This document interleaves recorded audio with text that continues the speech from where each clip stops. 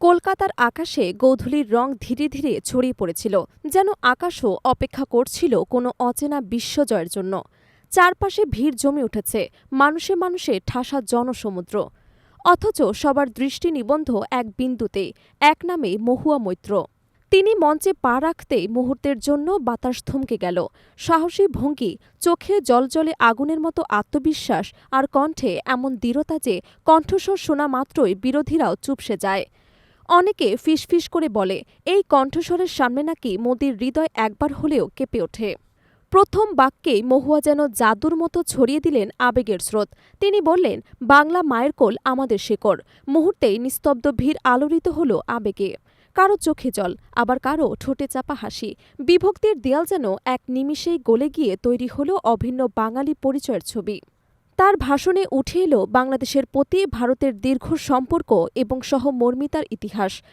তিনি স্মরণ করিয়ে দেন, ১৯৭১ সালে রক্তের স্রোতে জন্ম নেয়া বাংলাদেশের পাশে ভারত ছিল প্রথম সহযাত্রী। স্বাধীনতার পর নানা রাজনৈতিক টানাপোড়েন এলেও মানুষের ভেতরের বন্ধন কখনো ভাঙেনি। তার ভাষায়, রাজনীতি আসবে যাবে, কিন্তু ভালোবাসার এই বন্ধন চিরকাল থাকবে। কিন্তু এই আবেগঘন বার্তার মাঝে তিনি কড়া আক্রমণ শোনালেন বিজেপির রাজনীতির বিরুদ্ধে। মহুয়ার অভিযোগ, শাসক দল বারবার ডেমোগ্রাফিক থ্রেট শব্দবন্ধ ব্যবহার করে ভয় দেখাচ্ছে, মুসলিম ও সংখ্যালঘুদের প্রান্তিক করছে।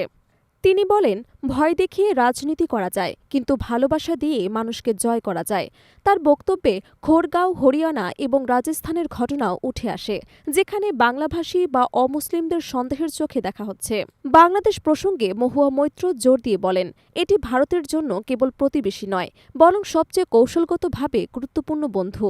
সীমান্ত, পানি, বাণিজ্য, নিরাপত্তা সব ক্ষেত্রেই বাংলাদেশের সহযোগিতা অপরিহার্য। তার সতর্কবার্তা ছিল স্পষ্ট, বারবার বাংলাদেশকে হুমকি হিসেবে দেখালে তার প্রতিক্রিয়া ভারতের উপরেই ফিরে আসবে। আঞ্চলিক অর্থনীতি দুর্বল হবে, নিরাপত্তার ভারসাম্য নষ্ট হবে, আর সেই শূন্যতা কাজে লাগাবে চীন। তার ভাষণে যেমন আবেগ ছিল, তেমনই ছিল কঠোর কূটনৈতিক বার্তা। বিশ্লেষকদের মতে, মহুয়ার বক্তৃতা নিছক আবেগ নয়, এটি ছিল বিজেপির বিভাজনমূলক রাজনীতির জবাব এবং একই সঙ্গে ভারতের পররাষ্ট্রনীতির বাস্তব চিত্র। সভা শেষে আলো নিভলেও মহুয়ার কণ্ঠ বাতাসে ভেসে থাকে অদৃশ্য প্রতিধ্বনির মতো। তার বার্তা স্পষ্ট, মানচিত্র হয়তো বিভক্ত করেছে, কিন্তু ভাষা, গান আর মানুষের হৃদয়ের বন্ধন কোনো দেয়ালে আটকাতে পারেনি।